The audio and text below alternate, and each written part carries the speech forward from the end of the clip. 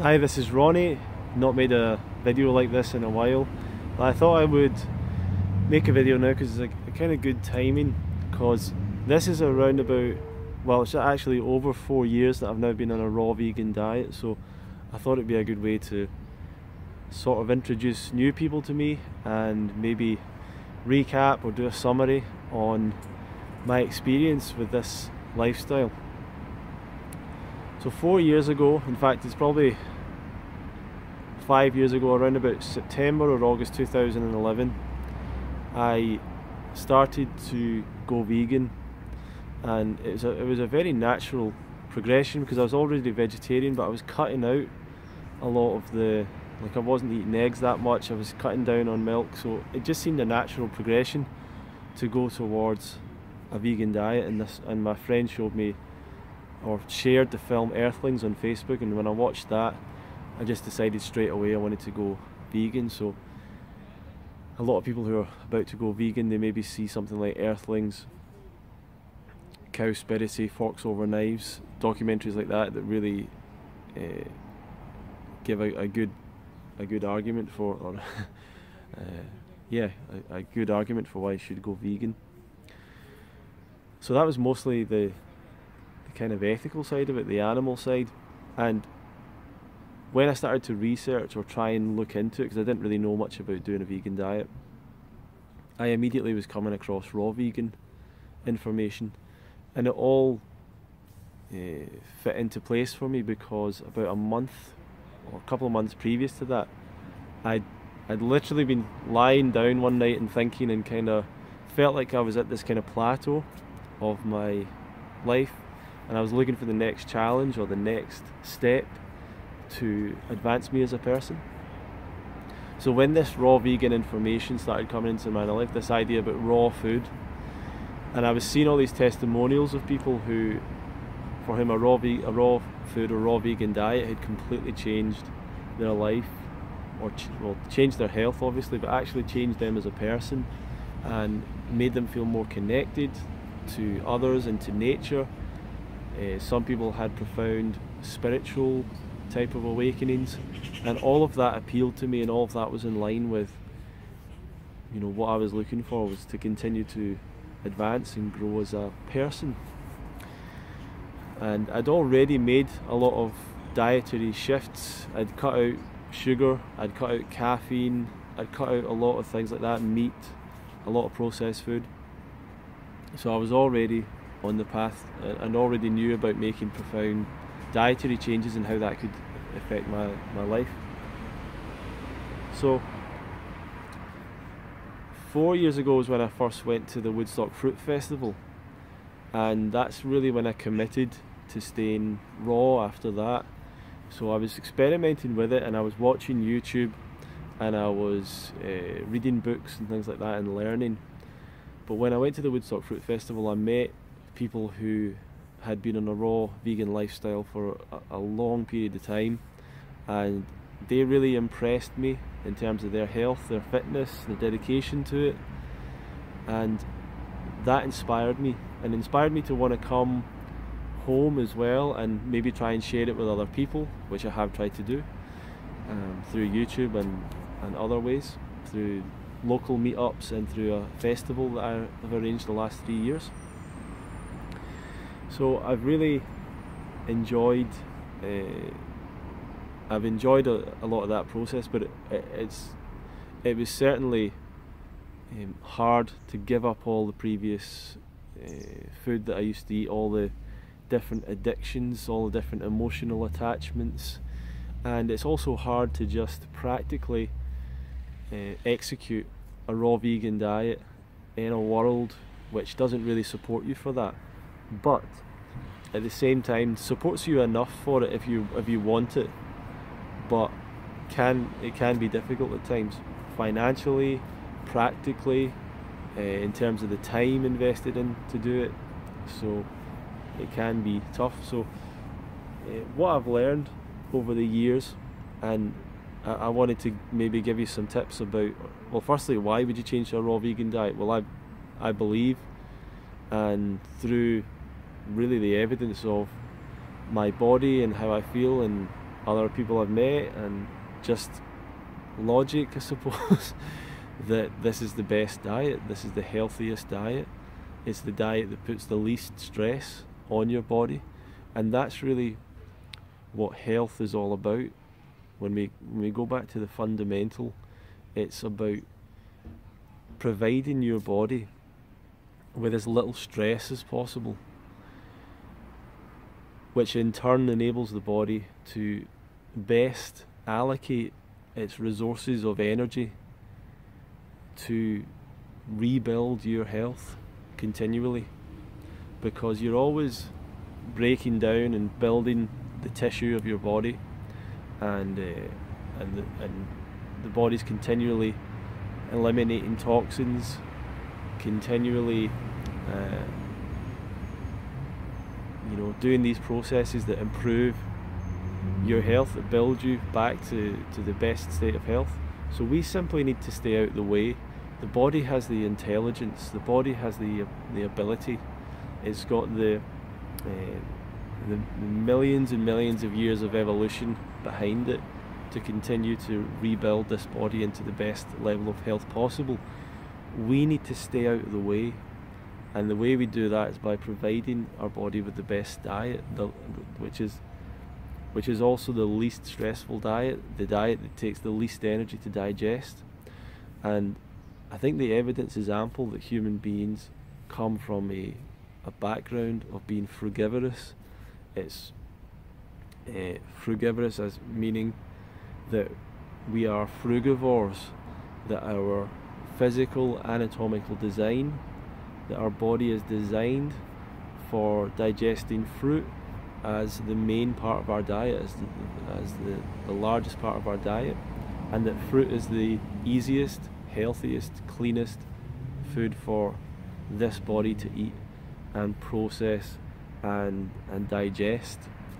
And quite frankly, it's the only food that when you eliminate it, when you eliminate the waste from a fruit diet, there is no bad smell, there's no unpleasantness. It's very easy. When you eat fruit, when you're eating just fruit, it passes through your body very quickly and with no sound, with no kind of weird digestive sounds going on. And there's such a marked difference when you go to eating something that's not fruit, or even vegetables, or even anything else, or cooked food. There's such a big difference there between those two experiences. So fruit-based diet is the diet that will match a species that is a frugivorous species. And the animals that are closest to us in design, like the bonobos and the chimpanzees and the orangutans and other anthropoid primates, they all eat predominantly fruit. Now you might hear that they eat meat sometimes, or they kill this or kill that. Regardless of what these reports say, these animals eat massively the majority of their diet from fruit, and eating meat or anything else or killing things is a very rare occurrence in these animals' lives. If there's enough fruit around, they're eating fruit, and it follows pretty simply that if we are similar to them, we have a similar background, we come from the same place on earth, really, that human beings are frugivores. We have in our mythology, in our religions, there's always information, whether it's the Greeks, whether it's the Christian religion, Judeo-Christian, there's information there going back to a golden age where people ate fruit, and even if we just look at today, if we just analyse our body today and look at fruit, the scientific information, the studies show incredible benefits to eating fruit. They show there's no maximum fruit. You always get a benefit from eating more and more and more. We're seeing just just basically incredible benefits that have always been seen from eating fruit. Fruit has always been seen as our healthiest food. So I fully believe there's plenty of information and evidence there if you want to research it, that we're frugivores. There's plenty of information and research, and has been for hundreds of years, or 100 years at least, sorry, about raw food being superior to cooked food. Now, you'll always hear things about cooked food. There's some cooked foods where it becomes more available, some nutrients become more available because of cooking, and that might be the case, but many nutrients get destroyed in cooking. And this is something, as I say, 100 years or so, maybe more, chemists did all these studies on food, and saw and measured that when you cooked food, that you destroyed nutrients, that you reduced the amount of nutrients, that you damaged the food, that it was less beneficial to us. So there's no question that raw food is superior to cooked food, but the question is, how do we do a raw food diet? How do we do a raw vegan diet? And when I started my raw vegan diet, I was trying to eat a lot of vegetables and nuts and all sorts of things, and just trying to, experiment with it, and getting a great benefit from that. But I started to learn that from the festivals I went to, from the books I read, from YouTube, that a healthy raw vegan diet has to be a fruit-based diet for us, for human beings. Every animal eats a raw diet. That's hundreds of thousands of species through millions of years on Earth. So a raw food diet is really the model of nature. It is, a lot of people will say, some people will say, well, a raw vegan diet is natural, so it's better. And then people will say, that's the appeal to nature fallacy. I don't believe it is an appeal to nature fallacy, the raw food diet. I think that it is incumbent on people who are promoting cooked food to prove on their side why cooking food or a cooked food diet is superior to a raw food diet. And if you're just using financially or these kind of things, then that's not what we're looking at here. We're asking in terms of our health, in terms of the impact on our health, just human health, just our health, number one, before we look at any environmental stuff or anything else.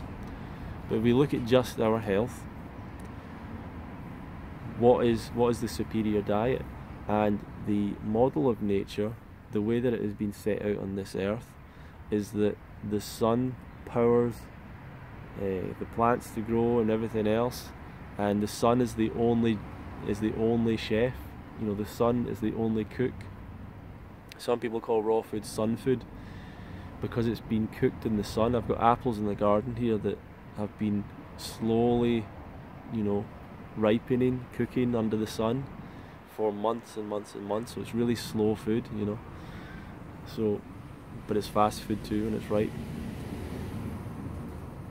So I don't believe that's a fallacy. I think that's a real thing. If every single other species in the history of the planet eats a raw food diet and thrives on it in its natural environment, why does it not follow that human beings should be in the exact same place, that we should be doing the same thing? So if we follow that and believe that the raw food diet must be superior because we're not damaging our food, and we're eating the foods that are the most natural and the least stressful for our body to eat, then how do we do the diet? We realise that human beings thrive on a carbohydrate-rich diet, not a diet high in fat. So we must go towards natural or raw forms of carbohydrate that are consumable for us, and that is fruit. And a lot of people are worried about eating too much fruit because of sugar, but what we find with fruit is that for a start, the sugar isn't that bad anyway, but in the form of fruit, it comes along with the fibre, the antioxidants, and many other nutrients and other factors that help us to digest that sugar in the best way possible. And really, sugar is what's fueling all our cells. Sugar is what's fueling our brain. So I really don't think you should worry about sugar. Start to think about sugar as the, you know, an incredible molecule of nature. You know, carbohydrate, carbon, hydrogen, oxygen coming together. It's pure. It's energy, and we're carbon-based beings, so we need that carbohydrate energy. So I'm going to bring this to an end because it's getting to 15 minutes now. So this is part 1. But if you'd like more information, I'm going to do a part 2 to this. But if you would like some more information or encouragement, advice, whatever on the raw vegan diet, then subscribe to this channel, and I'll continue to put out videos. And I've got videos previously you can have a look at as well of my journey over the past few years. It's not always been easy. It's not always been. It's not always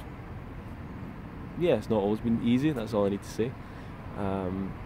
But it's been a really fun, interesting journey, and I've learned a lot about myself, become a different person for sure, and met some incredible friends along the way. So I recommend that you continue on a raw vegan diet, or endeavour to do that, and subscribe to this channel. And if you need any help or advice with that, you can ask me questions down below or leave comments down below, and I'll answer any question that I can, or point you towards the right people to give you the answers that you want. Okay, thanks a lot for watching. Watch out for part 2. Part 2 is going to be the benefits and maybe some of the negatives of my raw vegan journey so far. 4 years on a raw vegan diet, still going strong, still enjoying it. You can follow me also on Facebook. I'll put some links down below, and hope to see you later. So thanks a lot. Share this video with others if you feel it was inspiring or interesting. Thank you.